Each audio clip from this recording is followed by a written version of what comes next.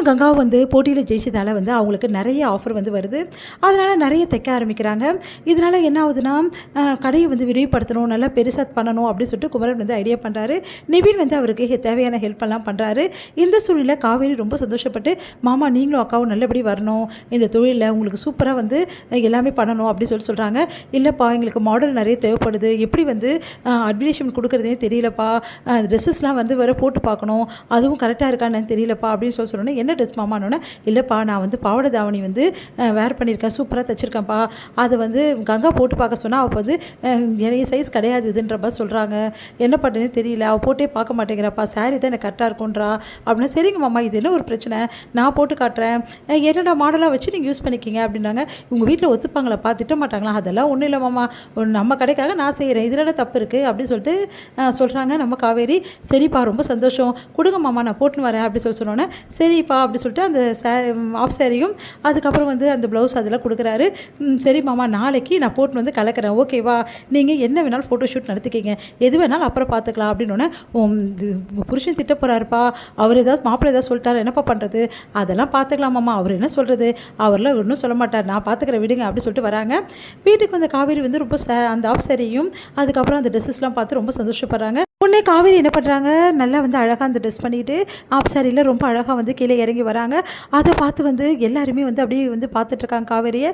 அப்போ விஜய் பார்த்தா அப்படியே டென்ஷன் ஆகி அப்படியே வந்து நிற்கிறாரு. ஒன்றும் புரியல விஜய்க்கு. உடனே வந்து விஜய் வந்து அப்படியே பார்த்துட்டே இருக்கும்போது காவேரி வந்து என்ன இவர் இப்படி பார்க்குறாரு, ஒன்றும் புரியலையே அப்படின்னு சொல்லிட்டு கிட்ட வராங்க.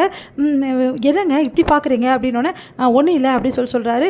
எல்லாம் ஒரு மாதிரி பார்த்துட்டு இருந்தீங்களா, அதெல்லாம் ஒன்றும் இல்லை போதுமா அப்படின்னு சொல்லிட்டு பார்த்துட்டு அப்படியே வந்து காவேரியை பார்த்துட்டு போயிடுறாரு. அடுத்து வந்து என்ன இவர் இப்படி பண்ணுறாரு அப்படின்னு சொல்லிட்டு காவேரி என்ன பண்ணுறாங்க, நேராக தாத்தா கிட்டே போய், தாத்தா என்ன உங்கள் பேரை வந்து ஏதோ யாரோ பார்க்காத மாதிரி பார்த்துட்டு போகிறாரு அப்படின்னோடனே, பின்ன அவன் வந்து இந்த பாவாடை தாவணி எப்படி தான் பார்ப்பான் அப்படின்னு சொல்கிறாங்க.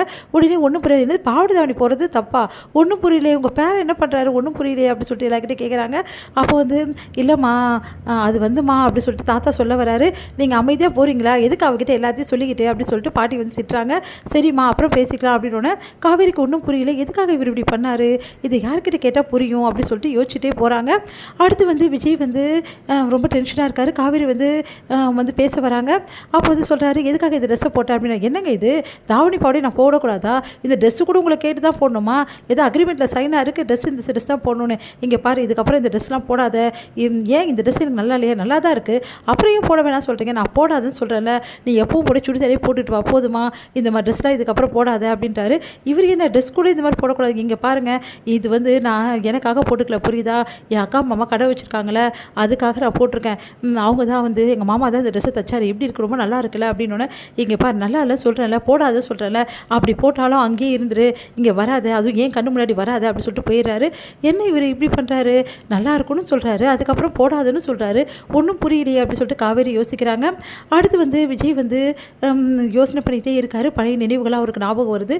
அவர் முதல்ல அந்த விரும்பின பொண்ணு வந்து தாவணி பாடை போட்டுருக்கிறது அப்படியே வந்து அவர் கண்ணு முன்னாடி வந்து போகுது. இதோட முடியுது.